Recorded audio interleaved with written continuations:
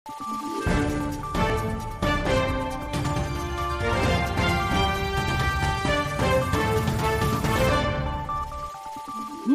araw, Pilipinas! Ito ang Valiente News hatid sa inyo ng Office of the Vice President.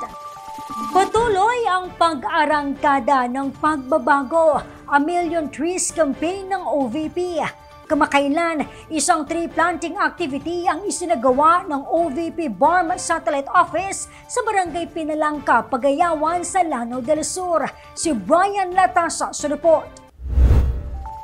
Nagsagawa ng tree planting activity ang Office of the Vice President sa pamamagitan ng OVP BARM Satellite Office sa Barangay Pinalangka, Pagawayan sa Lanao del Sur kamakailan bilang selebrasyon ng ika-47 kaarawan ni Vice President Inday Sara Duterte.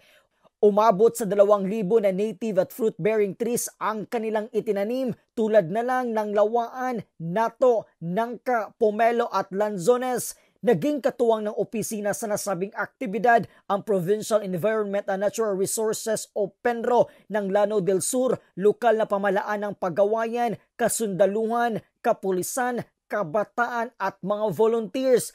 Ang pagtatanim ng puno sa iba't ibang bahagi ng bansa ay kabilang sa mga inisyatiba ng tanggapan ng pangalawang Pangulo sa pamumuno ni Vice President Inday Sara Duterte sa ilalim ng pagbabago A Million Trees Campaign.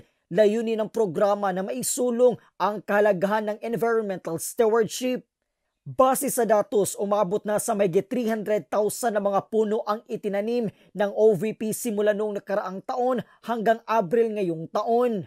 Ako, si Brian Latasa, ang lahat para sa Diyos, bayan at pamilyang Pilipino.